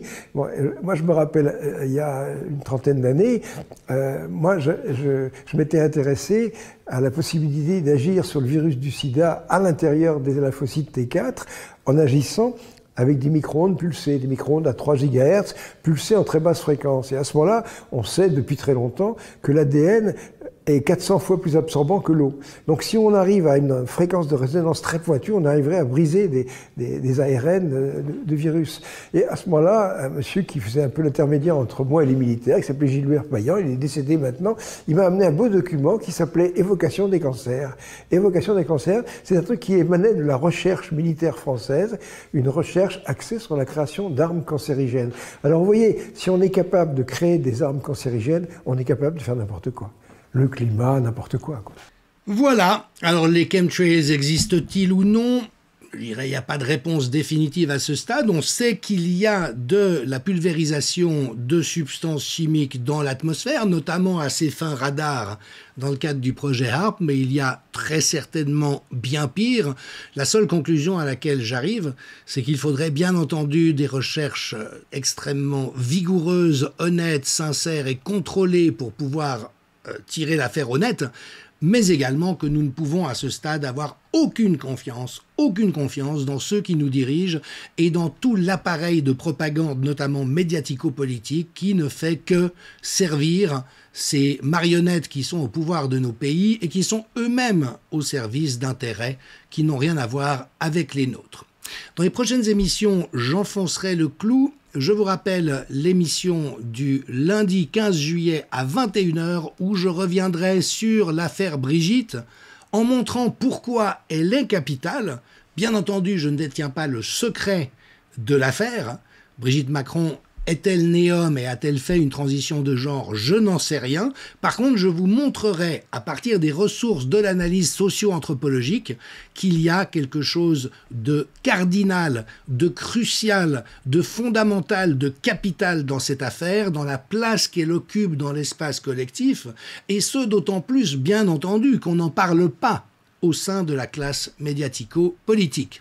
Rendez-vous le 15 juillet à 21h et après, je reprendrai le fil de mon exploration des compromissions pédocriminelles des élites médiatico-politiques. Il y a énormément à dire. Je suis convaincu que c'est le talon d'Achille du monstre et donc, croyez-moi, j'enfoncerai le clou. Si vous avez apprécié cette émission et souhaitez me soutenir dans mes efforts pour continuer à produire des contenus de qualité et entièrement indépendants, vous pouvez vous abonner à partir d'€1 par mois ou effectuer une donation du montant de votre choix à ma Web TV. Merci beaucoup. À bientôt.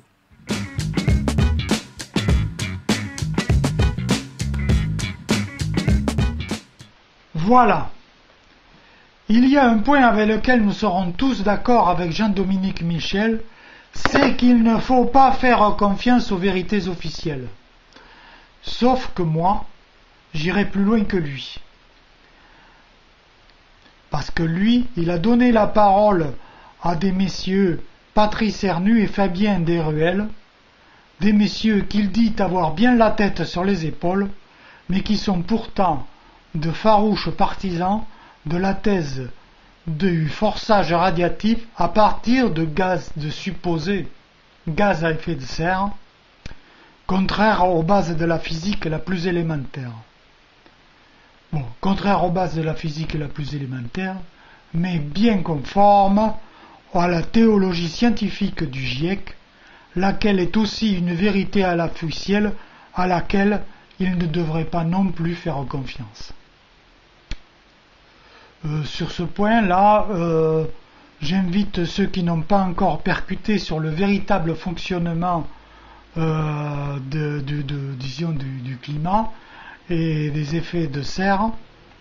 À lire mes articles sur le fonctionnement des effets de serre et sur le changement climatique.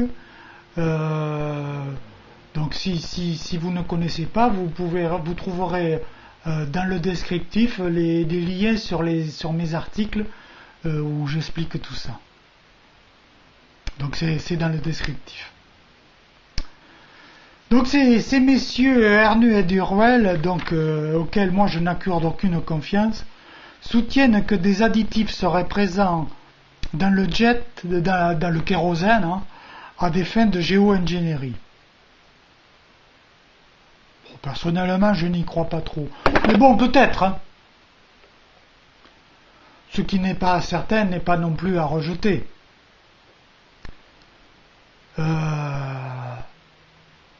Notons que les gouvernants ne rejettent pas, eux. Ils exploitent. Lorsqu'une crainte s'installe dans l'opinion, ils la récupèrent toujours. Il en a été ainsi du réchauffement climatique, chauffé par des types comme Nicolas Hulot, avant exploitation par les gouvernements, au profit d'une transition énergétique bidon. Bon, revenons-en à nos additifs. Donc, il y a déjà des additifs plus ou moins officiels, de toute façon, dans le Jet A1. Bon, à d'autres fins, bien sûr. L'aluminium, par exemple, qui est très connu pour son effet stimulant. Bon, pour mémoire, l'aluminium a un effet dopant. C'est l'effet exactement inverse d'un truc un petit peu plus connu comme le plomb, puisque le plomb, on le trouve dans les essences.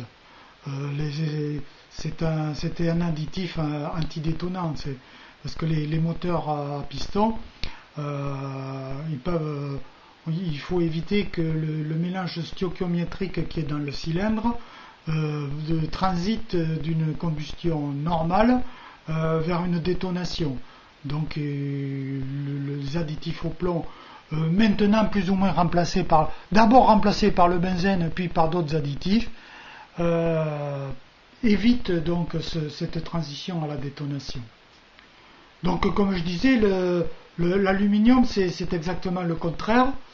C'est un dopant que l'on trouve par exemple dans les explosifs, puisque ça donne un effet plus brisant aux explosifs. On en trouve aussi dans les propergols, et puis pour ce qui nous occupe, dans les kérosènes, puisque l'aluminium a pour effet d'augmenter la température de combustion, d'où une amélioration du rendement.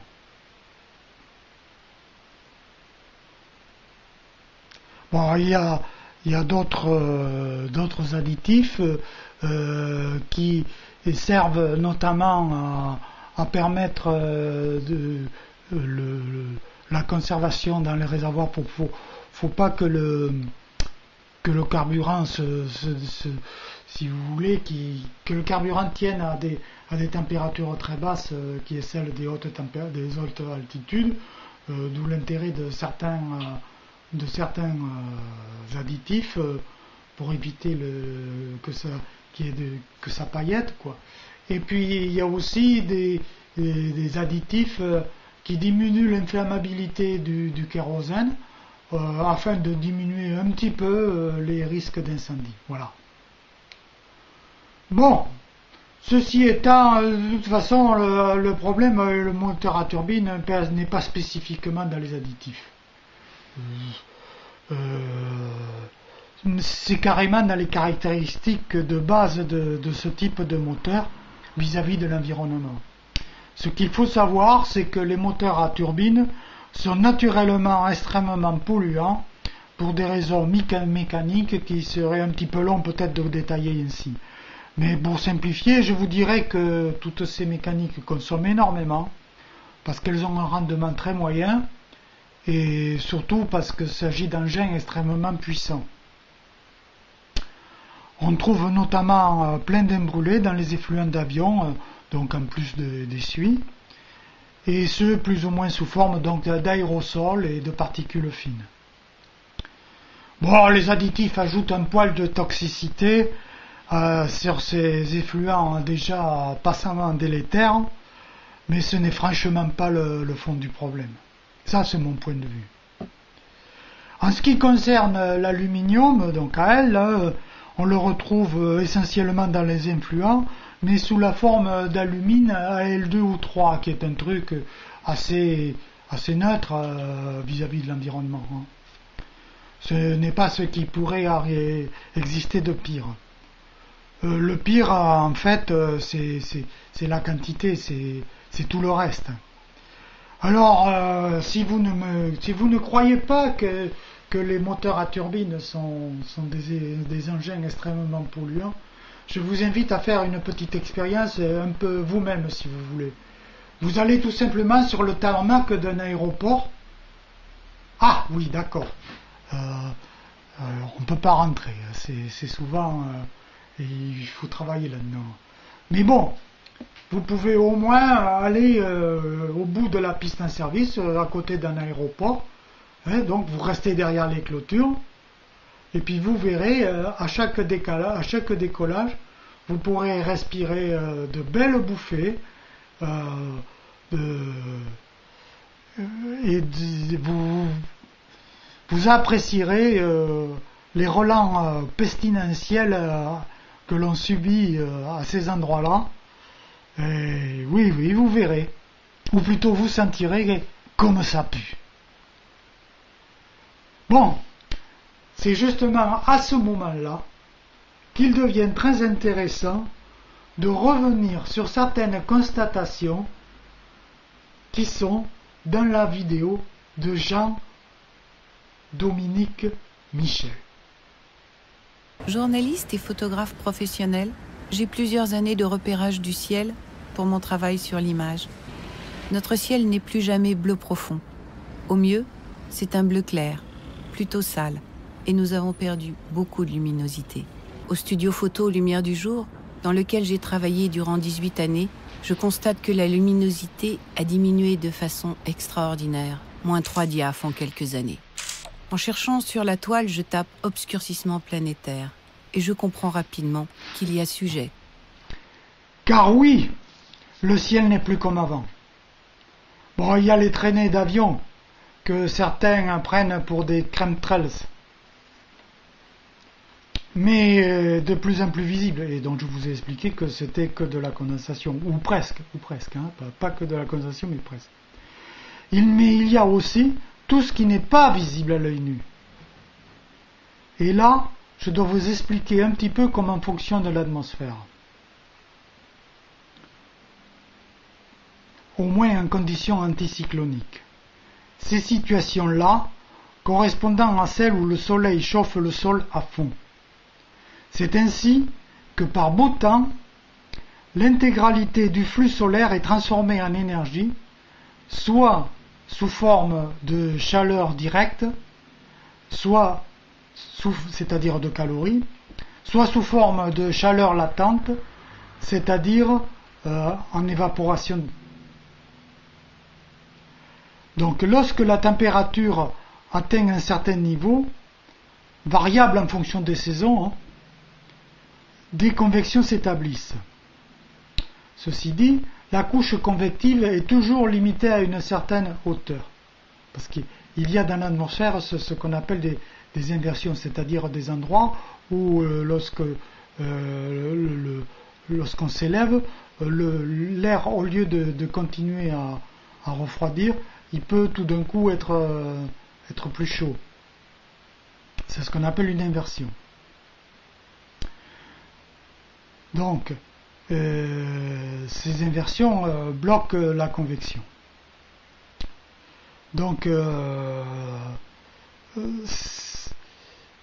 la première inversion, c'est l'inversion de rayonnement qui est présente le matin.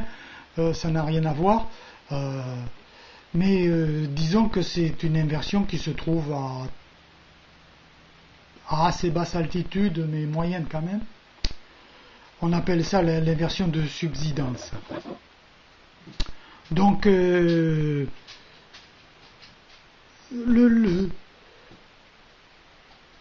la couche convective donc est limitée à à la hauteur de l'inversion dite de subsidence.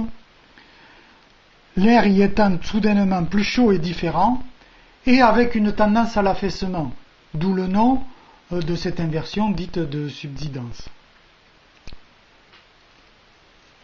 En effet, les particules d'air montantes échangent à cet endroit leurs calories avant de redescendre. Tout ça s'organise de manière cohérente, formant des ascendances qui retombent en dégueulantes. C'est là en termes de pilote.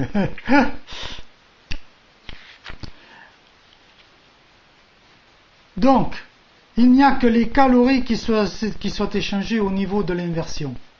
C'est très important. C'est parce que les calories s'accumulent dans l'inversion de subsidence que ça s'affaisse. Ce faisant, et j'insiste, rien d'autre ne passe à l'étage supérieur. Ce qui signifie aussi que toutes les pollutions restent bloquées à ce niveau. Ou plutôt, restent à se promener dans ce qui constitue la couche convective. Je vais d'ailleurs vous montrer là quelques photographies. Vous verrez bien que l'air devient plus pur au fur et à mesure que l'on monte, et essentiellement à partir de la première inversion.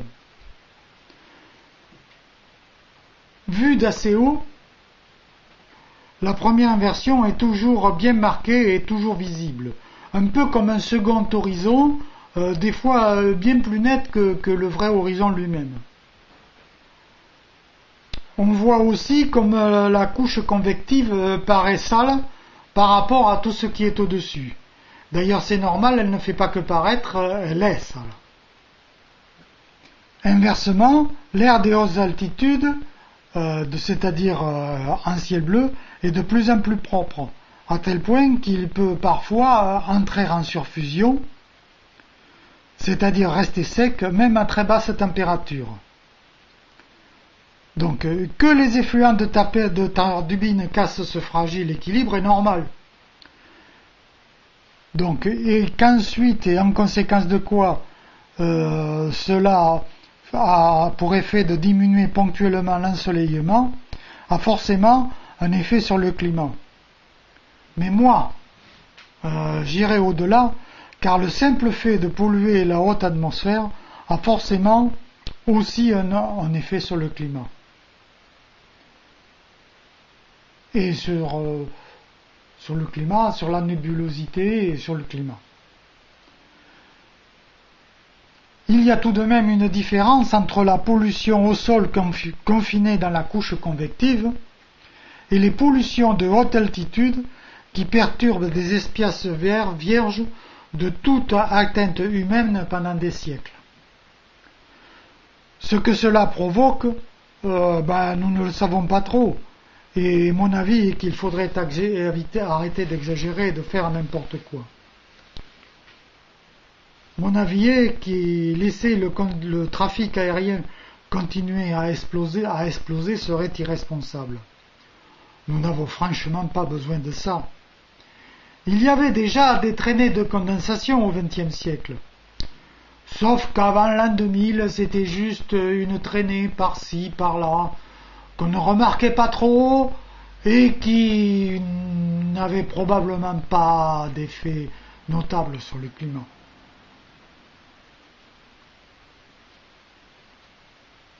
Nous vivions pourtant bien au siècle précédent. Mieux qu'aujourd'hui en fait. Sauf que prendre l'avion pour un oui ou pour un non, n'était pas dans nos besoins. Bon, en revenir là ne serait tout de même pas un drame. Nous pouvons aller à Londres en TGV, même si le Bordeaux-Londres est moins cher par avion.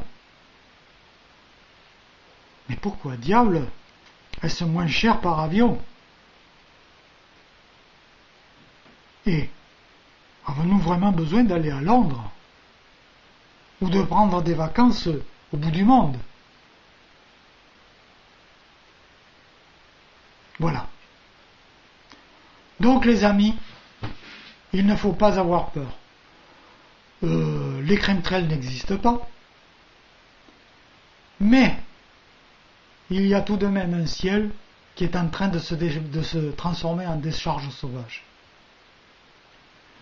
C'est assez grave, mais ça fait moins peur. C'est gérable, les amis, tout à fait gérable. Puisque les réalités sont quand même... ce n'est pas grand-chose. Hein. Voilà. Voilà ce que je voulais conclure au bout de cette... Bon. J'espère avoir été assez clair, parce que le problème, c'est que j'ai fait au mieux pour vous expliquer ce qui vient après, donc l'exposé Jean-Dominique Michel. Mais j'ai quand même une petite appréhension, puisque l'aérologie, ça reste un truc de pilote. Et si vous, les amis, si vous n'avez pas compris quelque chose, sachez que vous pouvez toujours poser vos questions dans le descriptif, je vous répondrai. Voilà. Et maintenant, merci pour votre attention.